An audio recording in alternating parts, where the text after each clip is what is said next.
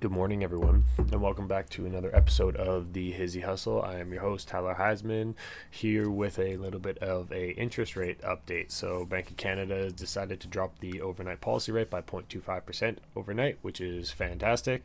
A little bit of relief. We're going to need it, but it's not necessarily like, oh yeah, this is a great thing. This is happening because our economy is under pressure. So it's going to be nice to get a little bit of a stimulus behind that. Hopefully help people, want to spend a little bit of money, hopefully make some investments, try to buy up some capital that's falling and, create a little bit of opportunity for themselves. So, with that being said, with the overnight rate being down, I just pulled up a little graph here. So this is the Bank of Canada overnight rate. So right now we just dropped down to, it hasn't updated I guess yet, but so this is now 2.75, so it drops down a little bit more, but the so the overnight rate, or the prime rate, which was what everyone lends at, will be 0.25 under that, so it'll be 4.95 now, which is fantastic because the variable rate being under 5% is and then you're getting, like, a lot of people are getting, like, 0.8 under prime, 0.9 under prime, depending on what your loan or what your lender is offering. So for some people they're getting potentially down to that 4% mark, which is fantastic. So yeah, not too bad. Good things on the horizon. Yeah, see, so the last effective date was January 29th, 2025. It's now March, and we got another rate drop, so that's down to 4.95. So yeah, let's shuffle over here to there is Bank of a Canada look and see at what is the going Canadian on. dollar. So no huge reaction Canadian dollar is just terrible. to the decision by the Bank of Canada, as expected, to reduce interest rates by 1/4 percentage point for a seventh straight meeting. Let's hear from the man of the hour, Tiff Macklem, Governor of the Bank of Canada. 2.75%. The Canadian economy ended 2024 in good shape. Inflation has been close to the 2% target since last summer. Substantial. Once again, price of living not going down, cost of living not going down. This is just inflation being back to where it should be. Cuts to our policy interest rate through the second half of last year boosted household spending and strengthened economic growth. However, in recent months, the pervasive uncertainty created by continuously changing U.S. tariff threats have shaken business and consumer confidence. This is restraining household spending intentions and businesses' plans to hire and invest. Sure.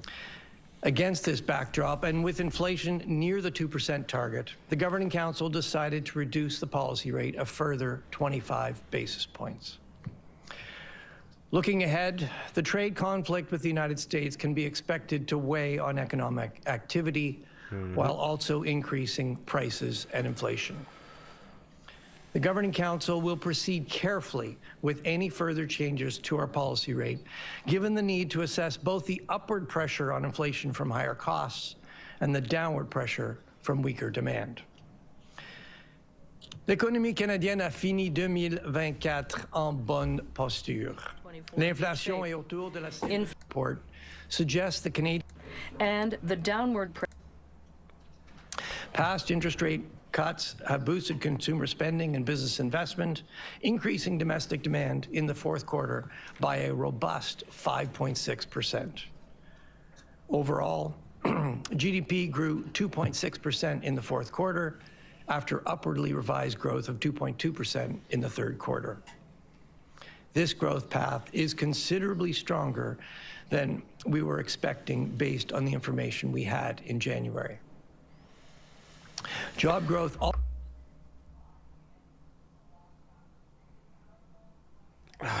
also strengthened around the end of the year before stalling in February. Growth in employment increased in November through January, surpassing labor force growth, and the unemployment rate declined to 6.6%. There are also signs wage growth is moderating. Inflation has remained close to the 2% target. The temporary GST-HST holiday has lowered some consumer prices, but January inflation came in a little firmer than expected at 1.9%. Inflation is forecast to increase to about 2.5% in March with the end of the tax break. Today, we published new survey data on what we are hearing from businesses and households. While it is still too early to see much impact of new tariffs on economic activity, our surveys suggest that threats to new tariffs and uncertainty about the Canada-U.S. trade relationship are already having a big impact on business and consumer intentions. Of course they are.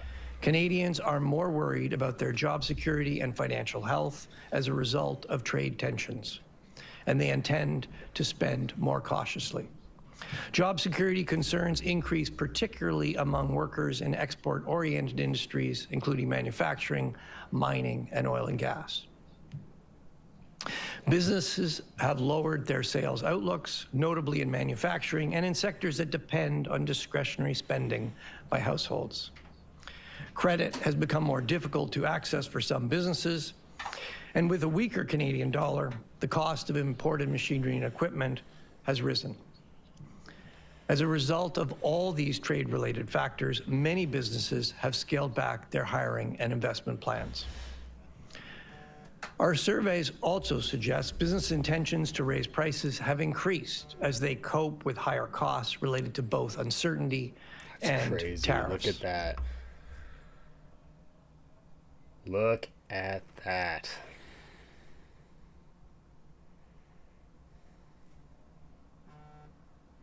It's 6 months. At the same time, inflation expectations have moved up as Canadians brace for the possibility of higher prices. This recent shift in consumer and business intentions is expected to translate into a marked slowing in domestic demand in the first quarter of this year. At the same time, merchandise trade data suggests businesses on both sides of the border have stocked up on imports in advance of tariffs. As a result, Canadian exports and imports are both expected to be stronger than expected in the first quarter. But the impact on exports looks to be bigger, which should provide some offset to weaker domestic demand in the quarter. Of course, this pull forward in exports likely means weakness ahead. If households and business spending intentions remain restrained, the combination of weaker exports and softer domestic demand would weigh further on economic activity in the second quarter. And they're definitely gonna. The impacts of uncertainty and tariffs on inflation are more difficult to assess. Uncertainty that weighs on household and business spending tends to put downward pressure on inflation. And new tariffs will hurt our exports and weaken business investment. But costs are rising too. And this will put upward pressure on inflation.